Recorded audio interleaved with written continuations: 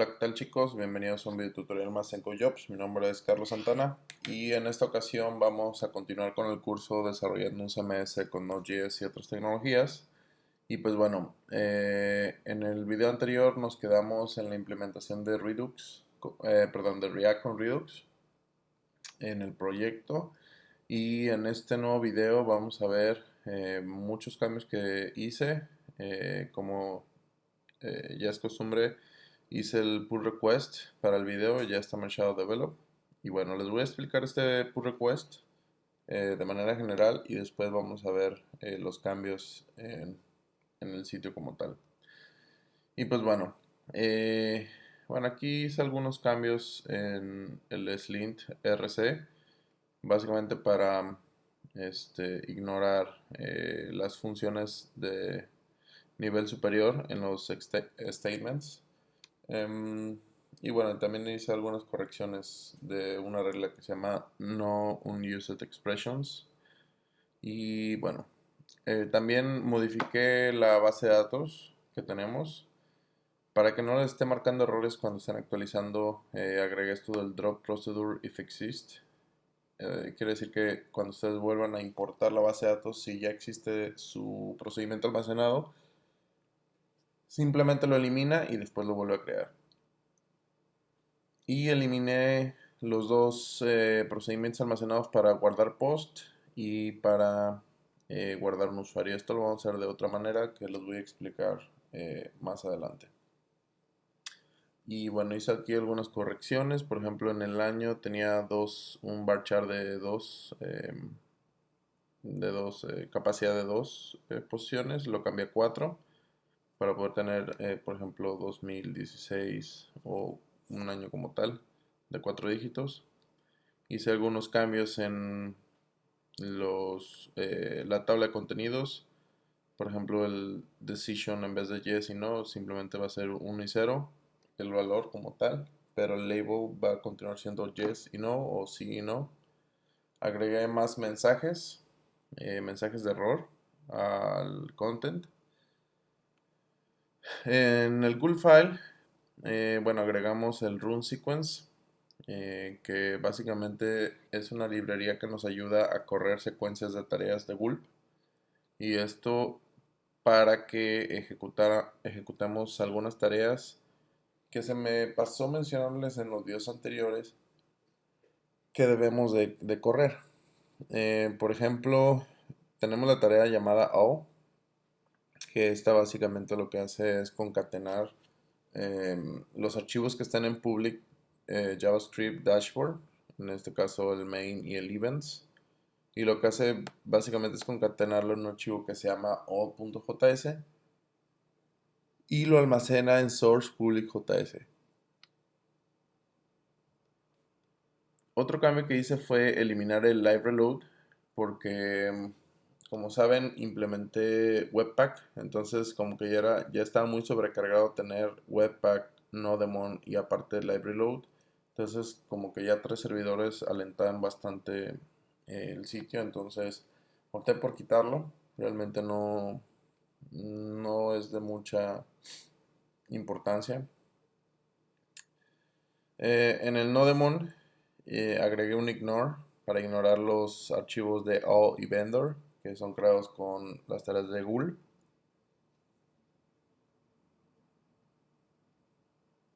Y aquí, si se fijan, en la tarea por default, bueno, aparte de quitar el live reload, y después de iniciar el start dev, creé una tarea que se llama init, que básicamente esta tarea init eh, corre las 3 tareas que se necesitan correr para obtener los archivos de JS y aparte para obtener el contenido. No sé si recuerdan esta.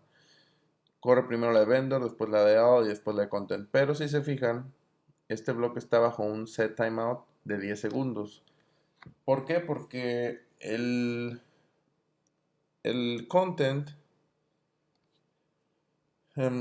si recuerdan, es una tarea que corre cuando el servidor está encendido. Si el servidor está apagado, aquí por ejemplo lo pueden ver, básicamente aquí de la URL local.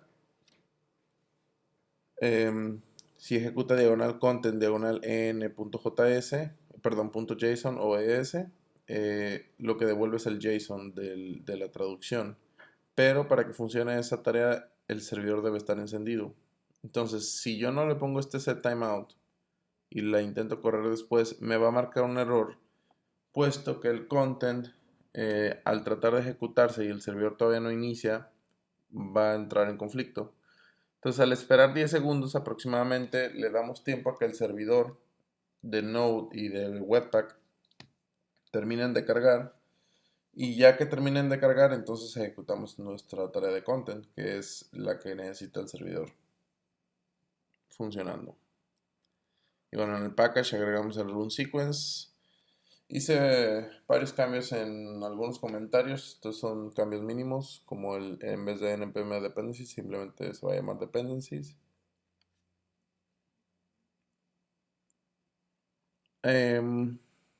Agregué una nueva utils o una nueva función al utils de object, que es un for each, para estar evitando usar el objects.keys.forEach y cosas así, sino que simplemente manda a llamar esta función y ya automáticamente se haga cargo si es un objeto, si es un array, etc.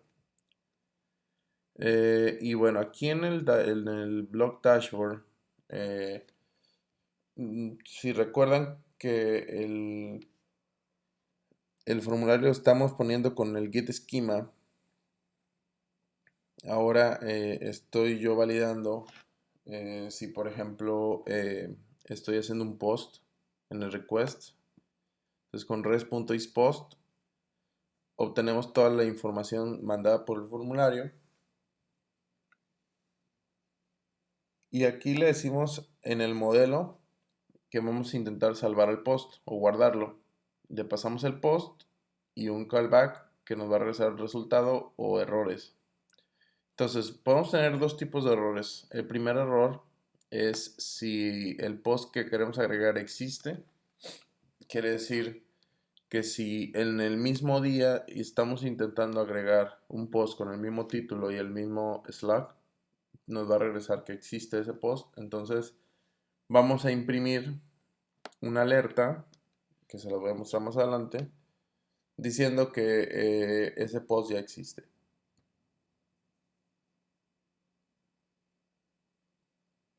Si no regresa el errors con igual a exist, pero de todos modos regresa algún valor o un array, quiere decir que tenemos una lista de errores. Por ejemplo, si algún campo que era requerido no lo estamos colocando el valor, lo que va a hacer es que nos regresa eso.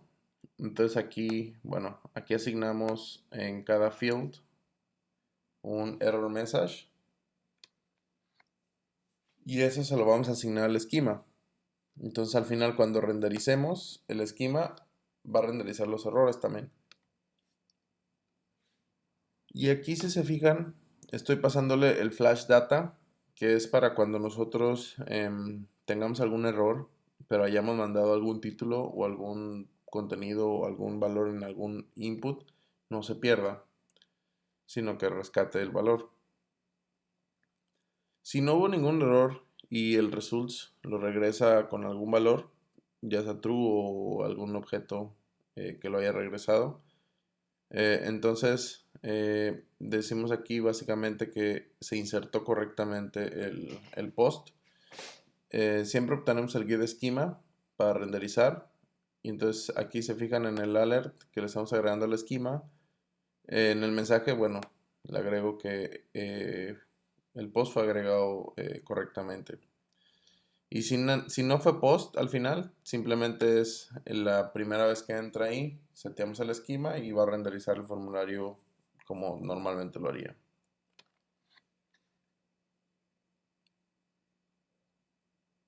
Ahora aquí en el block model hice varios cambios también.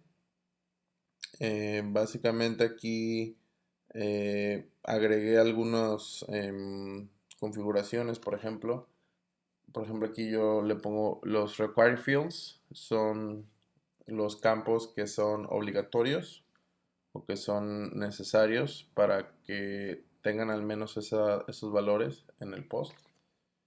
Y en este caso sería el título, el slug, el excerpt, que sería como el abstracto, el contenido y el autor.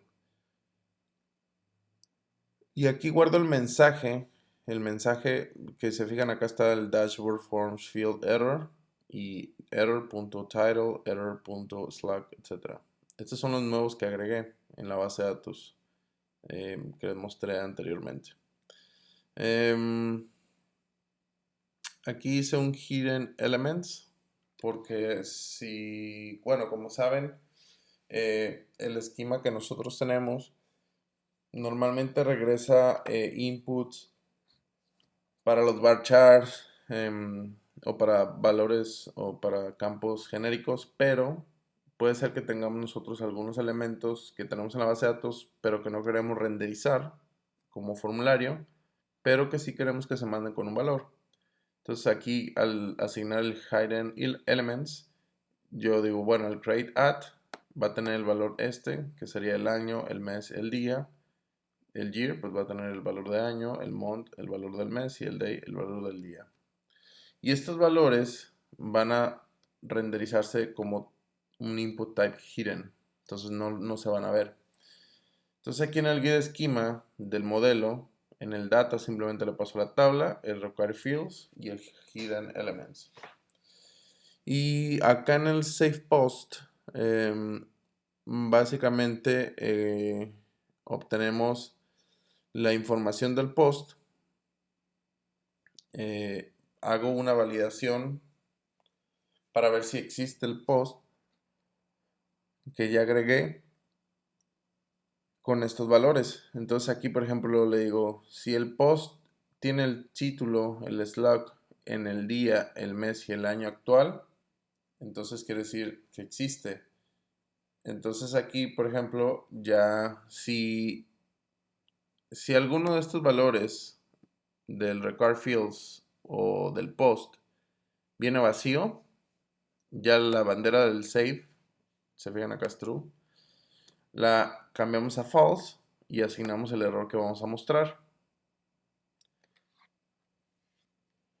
Si no hubo ningún error y todo va bien, y en teoría aquí safe es true, aquí ejecutamos ahora nuestro del modelo, la nueva función que agregué que se llama exist, blog.sig, exist, le paso la tabla, le paso el validate if exist, que son estos valores, y el callback me regresa un exist, una variable que es true o false. Si no existe, entonces hago la inserción a la base de datos. Con block.insert le paso la tabla, la información, el callback y otro callback para mandar la información al dashboard. En caso contrario de que sí exista, retorno un callback con false en los results y el error o la variable errors con el valor de exist. Si no se puede salvar el post, entonces retornamos el callback con results falso y con un array de mensajes de error. Esto era lo que vimos acá.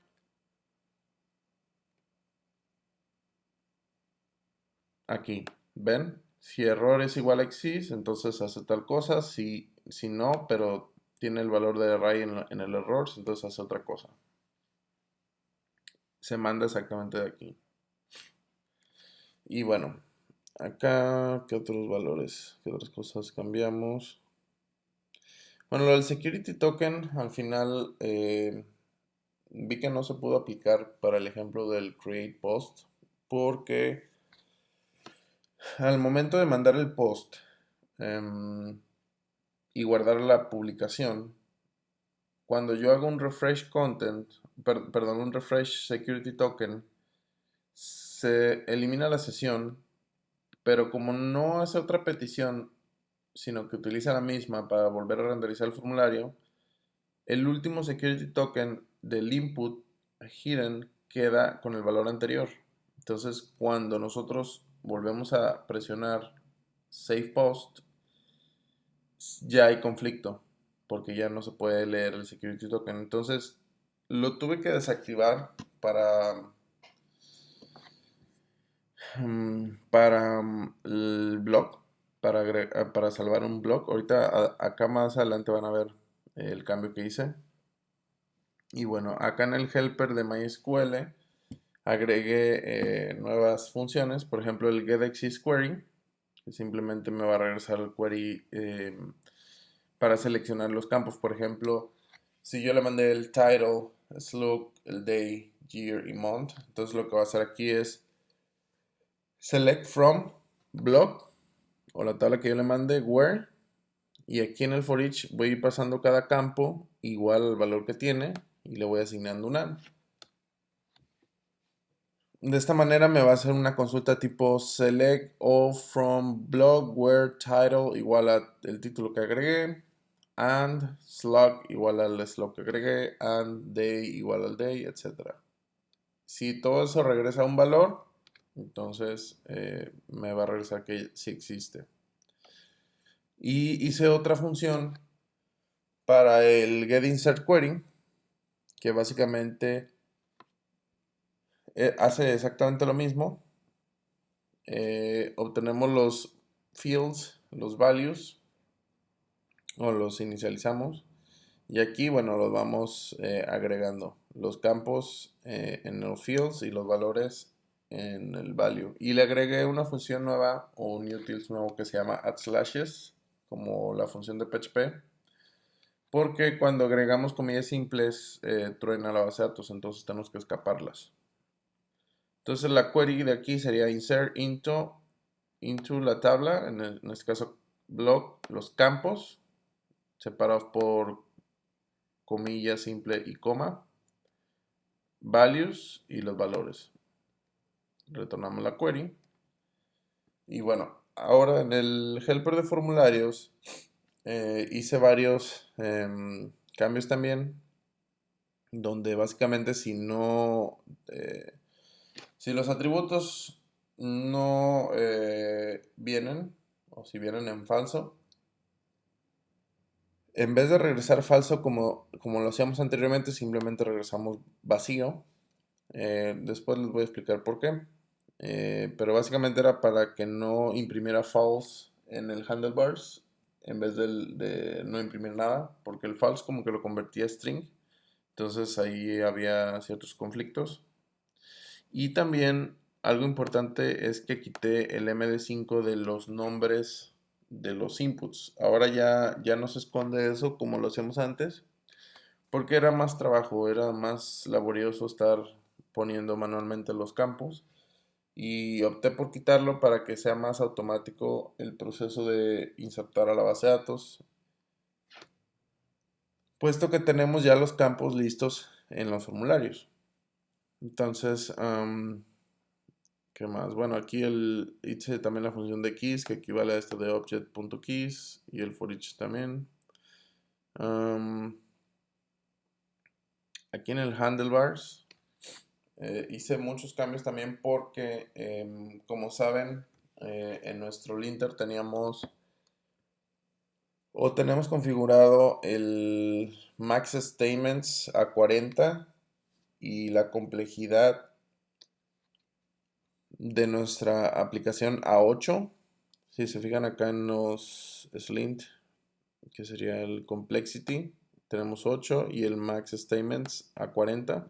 Entonces, normalmente los statements son las asignaciones que tenemos de variable y todo eso, y el complexity son los ifs que usamos, si utilizamos ifs anidados o si utilizamos ternarios.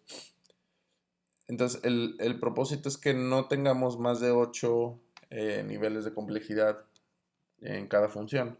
Entonces, lo que tuve que hacer, se fijan aquí hice varios reemplazos, fue pasar todo lo de los campos de options, el input options, label options, select options, a un nuevo utils llamado utils/options.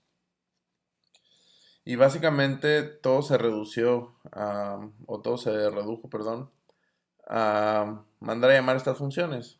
Simplemente cuando queramos renderizar, mandamos a llamar esto, el input, Get input options, le pasamos el esquema, el field, el error class si tiene, la información del usuario y el flash data. A varios, bueno, cada campo tiene diferentes opciones, entonces depende de cada uno. Y bueno, aquí estos cambios también los tienen que revisar con calma. Pero básicamente aquí en el esquema es donde estamos pasándole, por ejemplo, el hidden elements, el alert. Aquí si detectamos que tenemos una alerta, entonces antes de concatenar todo lo demás, le concatenamos el alerta directamente aquí. A esta le agregué unos estilos que tenía por ahí, como los de tipo Bootstrap. Entonces ahí nos va a poner un icono y una barra de color. Aquí, bueno, validamos que si no existe el campo en los hidden elements, quiere decir que es un campo que se va a renderizar. Y aquí mando se llama el render form elements, pasándole el esquema, las traducciones, el campo, el error class, user info y el flash data. Si no, quiere decir que es parte de los hidden elements que asignamos en el modelo, si recuerdan. Le pasamos el field y el hidden elements y esto nos va a regresar, nos va a renderizar los inputs de tipo hidden. Y bueno, aquí simplemente asigno el submit con el get submit options, únicamente le pasamos traducciones y el security token. Y retornamos el HTML que nos genera.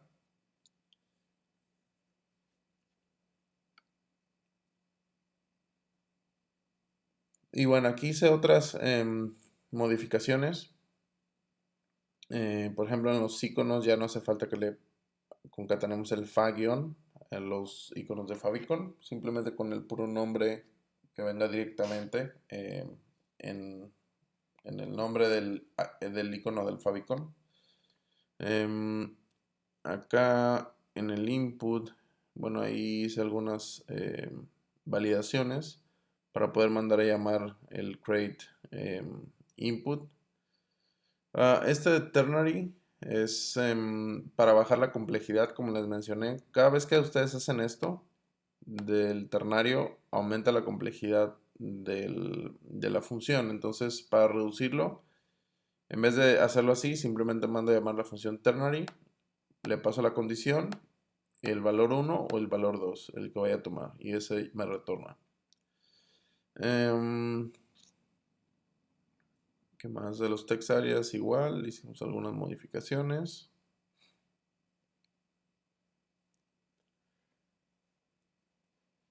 Aquí en el get schema from, se fijan, bueno, aquí mando a llamar los required fields y los hidden elements.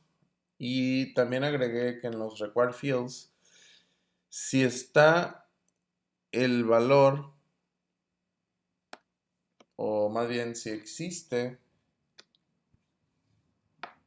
el campo en nuestro array o en nuestro objeto de required fields, entonces lo que vamos a hacer es asignarle el mensaje que mandamos en nuestro modelo y decir que este campo es requerido. Si no, lo asignamos como falso. Para los campos de tipo TinyInt, que son simplemente opciones de 0 y 1, en vez de ponerle state, ahora puse el mensaje de decision, que simplemente va a ser sí o no, o yes o no. Y esto va a tener valor de 0 y 1, simplemente.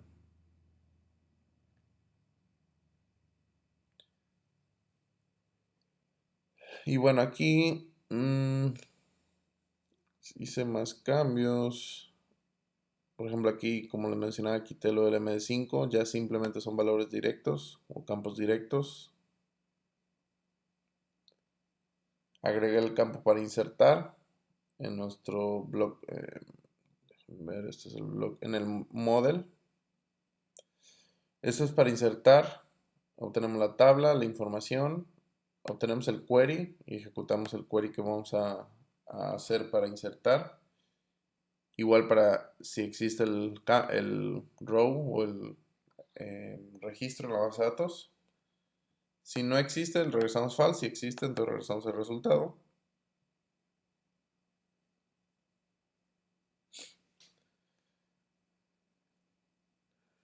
Aquí en el post, lo que se hizo fue básicamente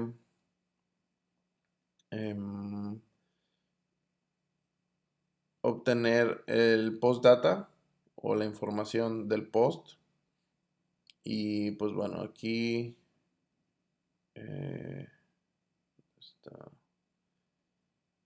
Aquí se fijan, bueno, ya como les mencioné, quité lo del MD5 para ya que los campos puedan ser visibles o ver el nombre sin que nosotros tengamos que manualmente escribir los nombres. Si no, sería muy complicado hacer este scaffolding para que automáticamente desde la base de datos cree los formularios.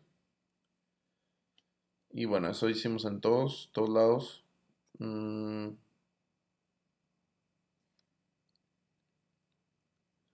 Y aquí es donde valida en el Validate Security Token que si la sesión del Security Token es igual al input hidden que estamos mandando, del Security Token entonces nos regresa esa información.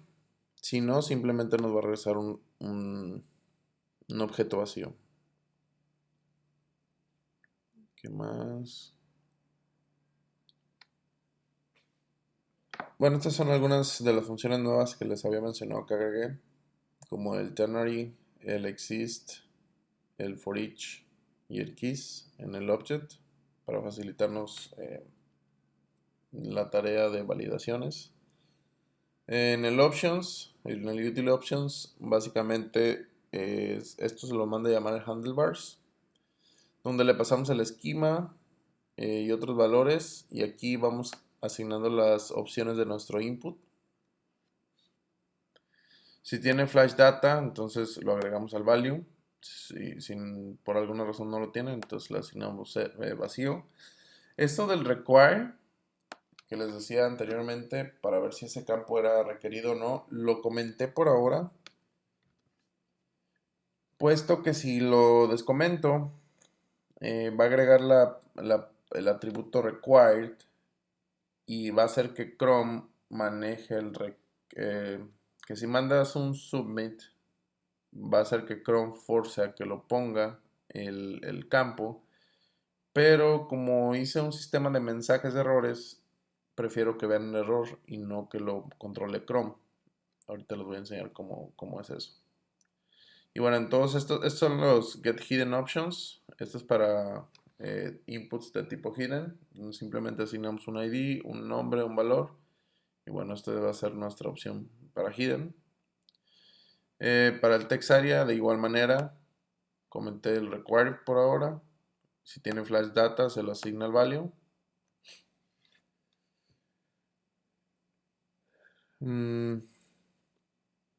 Aquí en el get label options, si detectamos un error message, lo que vamos a hacer es concatenar con un pipe el mensaje de error y eso va a hacer que mostremos nosotros el error después en colores rojos en nuestro formulario.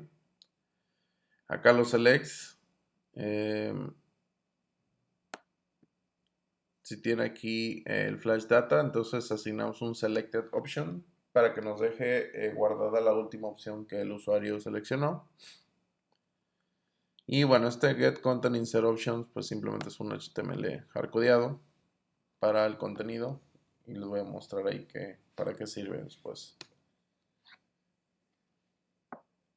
Esta es nuestra función de add slashes, la cual por default cuando le pasamos simplemente el string nos hace un replace de las comillas simples, las escapa.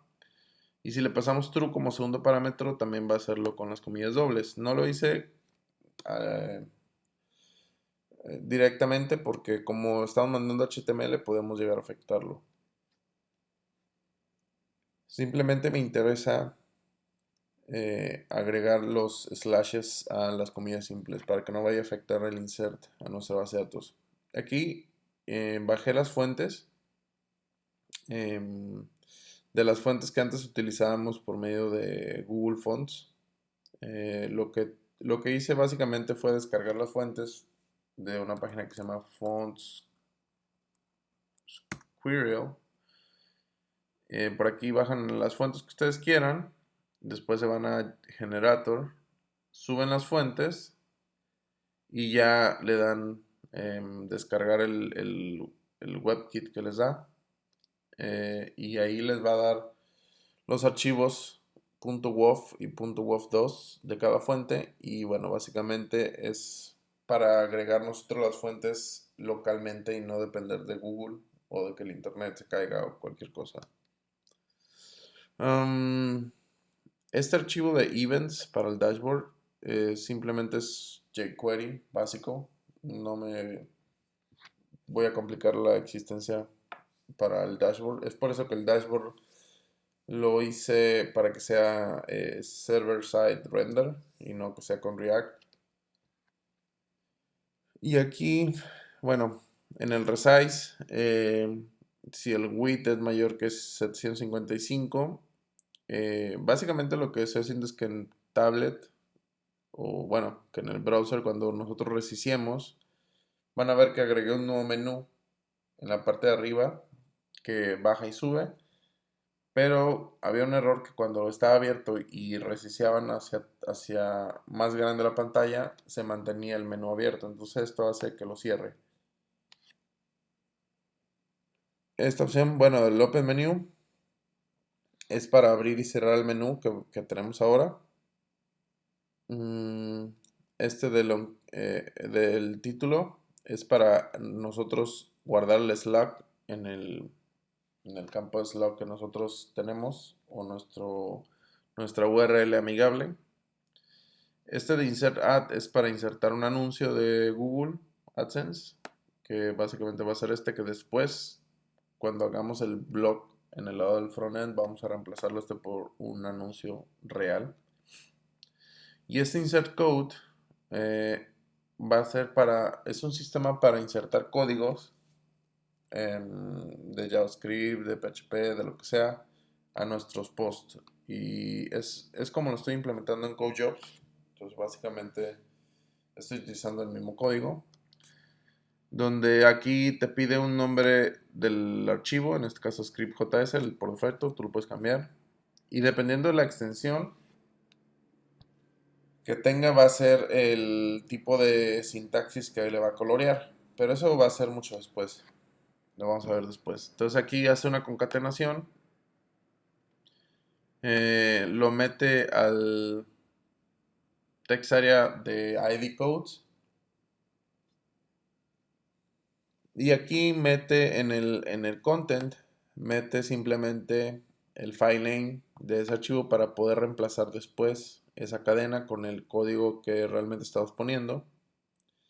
Y pues bueno, acá en el dashboard main también es JavaScript, vanilla JavaScript, funciones tal cual. Aquí estoy agregando el slug para poder reemplazar todos los acentos, todas las letras raras a minúsculas y a letras sin acentos ni nada. Y espacios y guiones bajos, punto y coma a guiones simplemente. Y bueno, todavía aquí tengo lo del secaditor. Perdón. Que el secaditor básicamente se va a aplicar a cualquier text area que sea diferente de codes. Porque el de codes no necesito que tenga el secaditor para poder agregar los códigos ahí.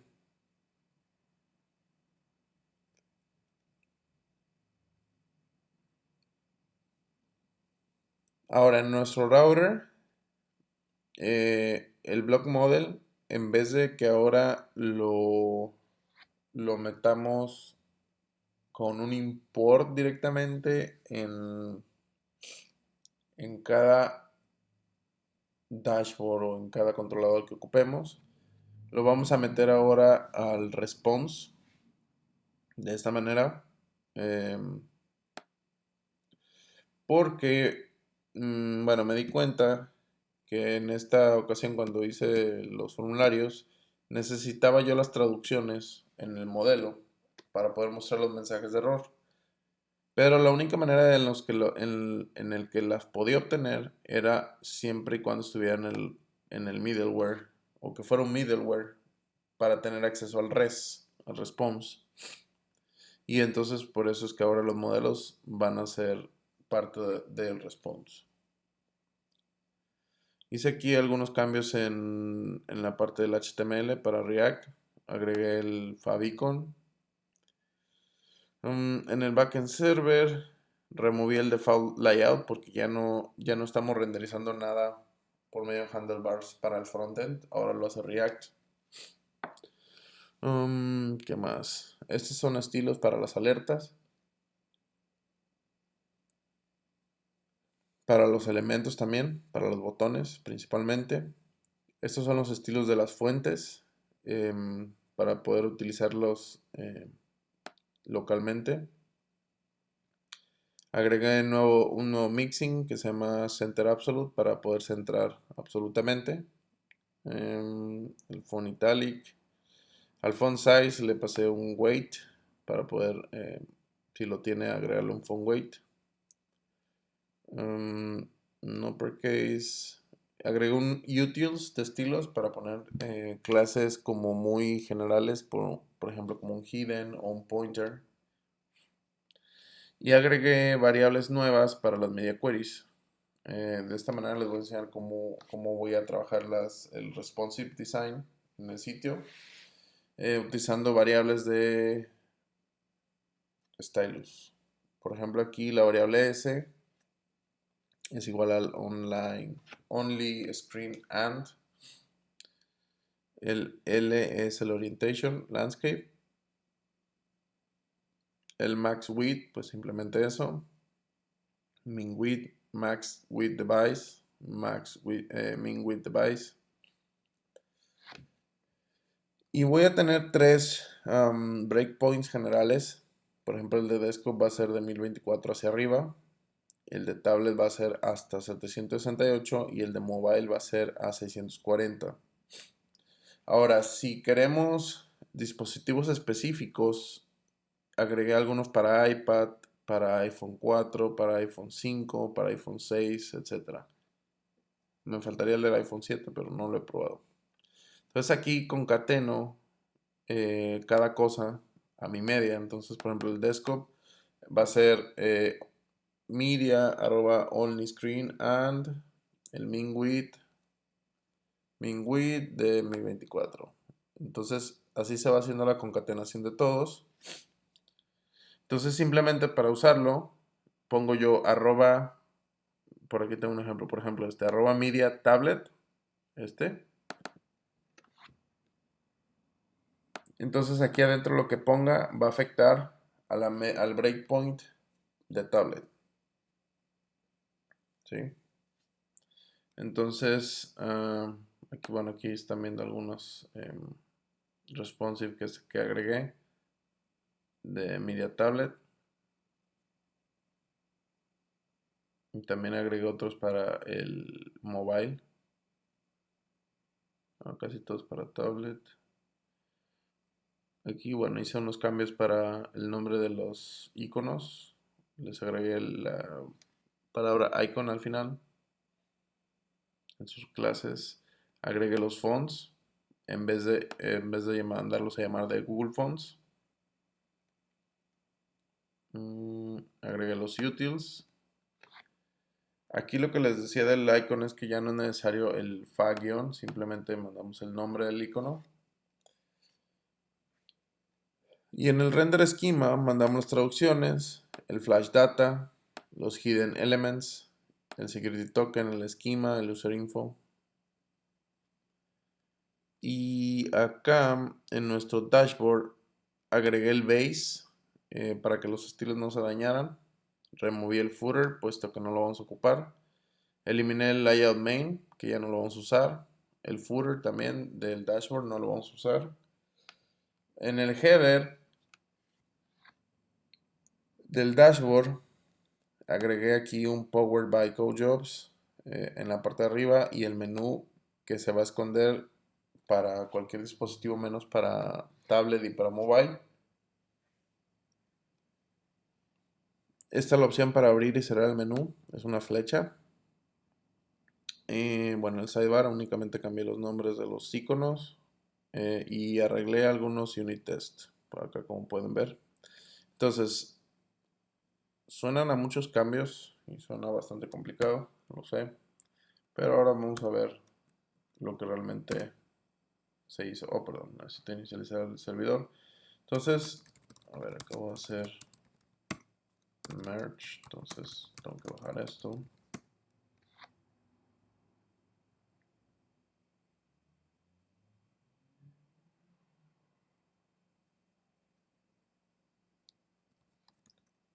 Corremos el servidor. Les decía que aquí tiene un set timeout de 10 segundos. Le da tiempo a que empiece a correr el webpack y posteriormente ejecuta la tarea del content. Se fijan aquí, all vendor, all content. Entonces eso nos va a ayudar a bajar las últimas versiones de nuestra base de datos del contenido y de si hay algún cambio en el vendor o en el all, poderlo volver a, ¿cómo se dice? Como a compilar. Entonces, esto del content únicamente lo hice en el start, no lo hice en el on restart, porque si no tomaría bastante tiempo estar reiniciando el servidor. Entonces, nada más la primera vez va a tomar un poco de tiempo, pero ya después va a ser rápido. Y bueno, entonces este va a ser, o este es nuestro formulario del blog que está renderizado por medio del esquema que tenemos. Bueno, esto era lo que les decía del Powered by CodeJobs. Acá está el usuario, nombre. Si nosotros reiniciamos, esta es la vista para tablet. Aquí se hace un menú donde nosotros tenemos las opciones para agregar. Todavía no, digo, o sea, entras, pero no está todavía terminado. Esto es para tablet. Si lo seguimos haciendo más pequeño, pues van a ver que también funciona perfectamente para mobile. Los formularios se ven bien. Entonces,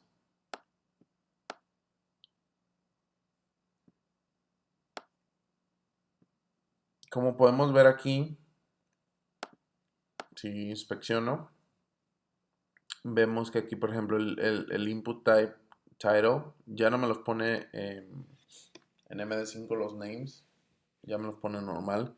Y aquí se fijan, estos de acá son los hidden inputs, el create add, day, month y year, con los valores que le pasamos nosotros por default. Acá está nuestro security token. Y bueno, los demás campos que nosotros estuvimos creando. Entonces, ¿ahora qué hacemos? Si por ejemplo nosotros le damos guardar y no tenemos ningún valor de los required fields, vean lo que pasa. Nos dice aquí, hubo un problema tratando de crear el post y nos dice los errores que tenemos. Nos dice en el título, you need to write a title, la URL, the friendly URL is missing, el SERP is missing y que escriba algún contenido. Entonces, por ejemplo, aquí escribo hola, esto es una prueba. Entonces, se fijan aquí por medio de jQuery en el KApp estoy reescribiendo el Slack. Yo lo puedo escribir acá, o sea, cambiar sin que afecte el título. Esto es cuando en el Slack queremos como cambiarlo un poco o que sea incluso totalmente diferente al título. Entonces supongamos que voy a dejar estos valores, pero voy a dejar vacío el SERP y el content. Voy a poner aquí un tag, por ejemplo, HP. Voy a poner español, activos comentarios no, state publish, le voy a dar save. Si se fijan me sigue marcando que hubo un problema, pero ahora el flash data me mantiene los valores del título, del slug me sigue marcando los errores que tengo. Aquí el idioma quedó guardado como el español. Active Commons no. Y el State Published. Entonces, si ven, ahí el tags PHP como lo había dejado. Entonces, si ven ¿cómo se llama? La validación de los campos ya la tomamos por nuestra cuenta. Entonces aquí si agregamos algo, miren, esto era lo que les decía, para insertar anuncios, códigos o imágenes. Este Insert Media todavía no está listo y no va a estar listo yo creo para este curso, porque implica ya más lógica para subir archivos, etcétera, más complicado. Pero les quiero mostrar, por ejemplo, este insert add, va a insertar esta cadena, que cuando rendericemos el post en el frontend, se va a reemplazar por un anuncio, que básicamente si ustedes entran a CodeJobs, van a ver que es lo que estamos haciendo aquí. Se fijan aquí, bueno, aquí ven el texto y aquí es donde inserta el anuncio, que es básicamente lo mismo. Y por ejemplo,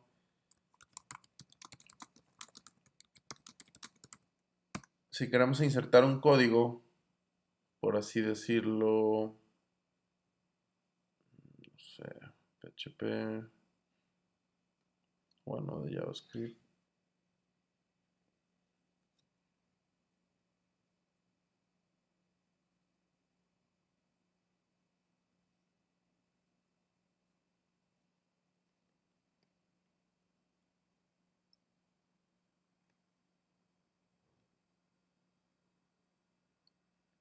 Déjame ver si alguno de estos posts. Por ejemplo, miren.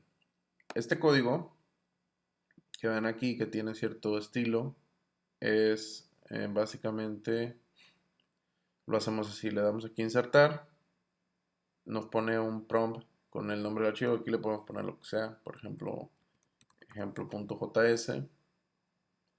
Nos agrega aquí esta cadena, que es donde se va a reemplazar el código, y aquí abajo en nuestros códigos nos permite a nosotros agregar el código que nosotros queramos, y podemos agregar muchos siempre y cuando tengan nombres distintos de cualquier cosa. Por ejemplo, aquí si tenemos script.php, por ejemplo, y se fijan acá, automáticamente nos dice, este es PHP y este es el nombre del archivo.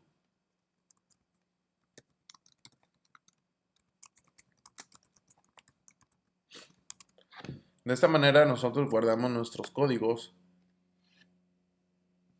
en la tabla del blog. Y pues bueno, entonces voy a guardar este post. Ya tiene toda la información necesaria para ser guardado. Vean lo que pasa. Ahora me dice, el post fue creado correctamente. Si me voy acá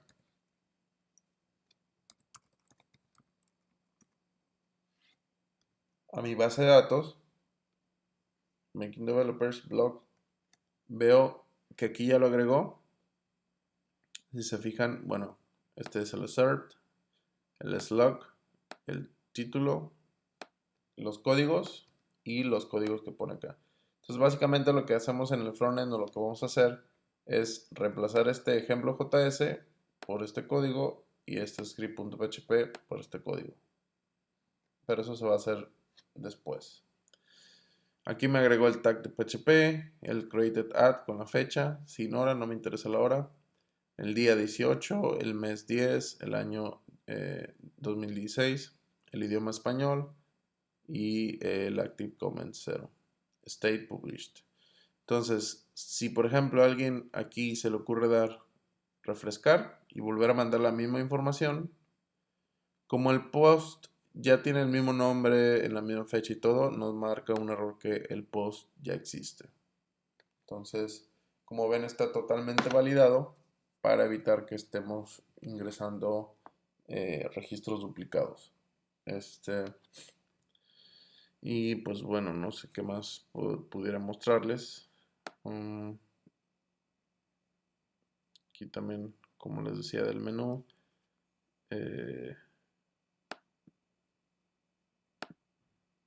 Se fijan aquí cuando quieren volver a agregar, siguen marcando los errores. Y lo pueden ver tanto en inglés como en español. Si recuerdan aquí, si le pasan el diagonal dashboard. Guardar. Y aquí nos da en español. Hubo un problema al intentar crear la publicación. Y nos dice en español, necesitas escribir un título, la URL amigable es obligatoria, el abstracto es obligatorio, etc. ¿Sí? Entonces no sé cómo les parezca. Al final de cuentas era mucho código para explicar pocos cambios, pero técnicamente se hicieron varios cambios que eran necesarios. Para el siguiente video, lo que tengo pensado hacer es hacer la vista de read, que básicamente va a ser la que me va a mostrar la lista de posts actuales. Y me va a dar un enlace, bueno, aquí no sé todavía cómo lo voy a poner, pero me va a dar un enlace para agregar post o para ver la lista de los posts que ya hay y que los pueda editar o eliminar. Vamos a hacer el CRUD completo y con eso me parece que sería la conclusión del curso como tal. No tiene sentido desarrollarlo todo, si no sería eterno, pero sí hacer por lo menos la aplicación completa del blog, hacer el create, read, update y delete, y aparte en el frontend hacer un blog de ejemplo con React para que sepan cómo se consume. Y aquí lo que les decía era que, por ejemplo, si se van a blog y eso, o al dashboard, como esto va a ser para dispositivos móviles, aquí en la vista principal vamos a poner un enlace directo para agregar nuevas publicaciones o nuevas cosas para hacerlo más sencillo. Y pues bueno, no sé qué les haya parecido, espero les haya gustado este video. Recuerden compartirlo, recuerden suscribirse a nuestro canal para que les lleguen notificaciones por correo electrónico cuando subo nuevos videos. Y pues bueno, les aliento para que se pongan a analizar el código que vimos como de manera muy general, pero para que ustedes lo analicen poco a poco en sus tiempos libres y también para que si quieren colaborar, si gustan colaborar con el proyecto, lo puedan hacer. Yo estaría más que agradecido con ustedes si lo hacen. Y pues bueno, de mi parte sería todo, les agradezco y nos vemos en el próximo video. Chao.